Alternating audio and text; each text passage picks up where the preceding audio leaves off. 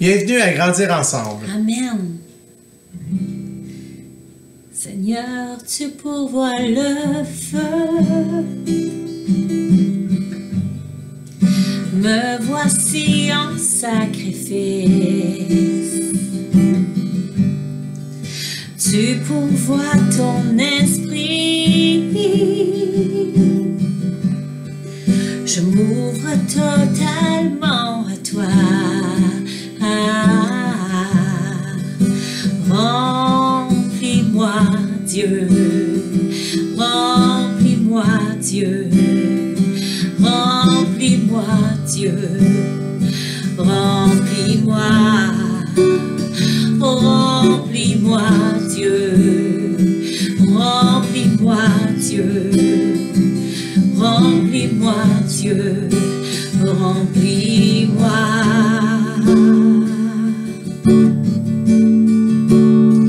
Remplis-moi. Je veux plus de toi.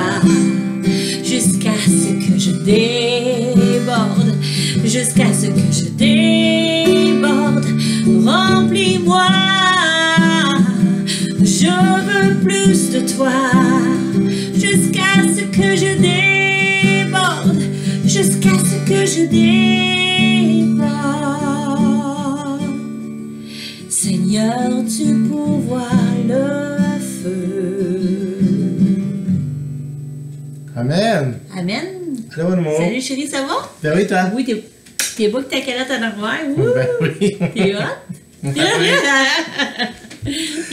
Donc, bonsoir et bienvenue à Bonsoir Grandir tout le monde. ensemble. Donc, je vais aller avec vous dans Éphésiens 1 au verset 16, 17 et 18. OK. C'est Paul qui s'adresse et qui dit « Je ne cesse de rendre grâce pour vous, faisant mention de vous dans mes prières, Wow. Wow.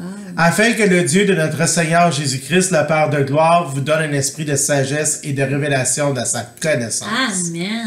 et qu'il illumine les yeux de votre cœur, Yes. pour que vous sachiez quelle est l'espérance qui s'attache à son appel. Quelle est la richesse de la gloire de son héritage qu'il est réservé aux saints. Et ça, c'est réservé à nous. Vous savez, la richesse de la gloire de son héritage. Son héritage, c'est quoi? C'est la vie éternelle. Ouais. Donc, cet héritage-là, il nous l'a promis. Vous savez, si on lit le livre de Éphésiens au chapitre 1, on va voir aussi qu'on a été mis d'un sceau, le sceau du Saint-Esprit, qui est un gage pour notre héritage. Amen. Fait que donc, ça a été scellé. Ça a été scellé par le Saint-Esprit afin qu'on puisse avoir cet héritage-là, qui est la vie éternelle. Que Dieu vous bénisse et on va terminer avec la prière. Vas-tu me montrer ce que tu as lu? Oui. On va prier selon le verset. Merci, mon amour, c'est très, très bon. C'est à partir de... Ici. Oui. Ah,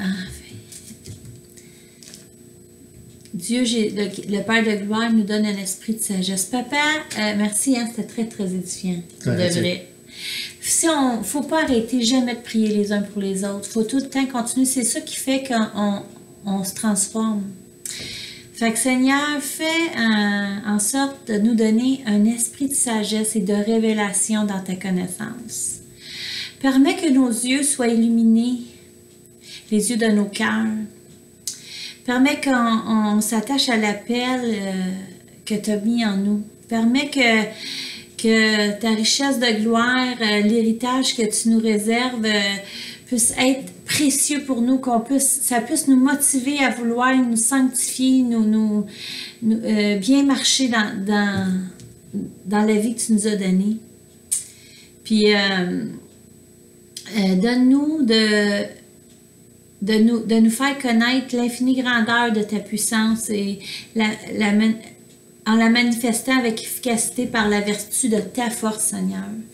Merci, Seigneur, que tes paroles y prennent vie dans tes enfants, que cette parole ne soit pas juste des phrases qu'on lit, que ce soit, Seigneur, quelque chose qui vient nous transformer, qui vient nous bénir, qui nous rend à tes yeux parfait à cause de Christ, puis qu'on puisse démontrer ton royaume à tout le monde, au nom de Jésus. Amen. Amen.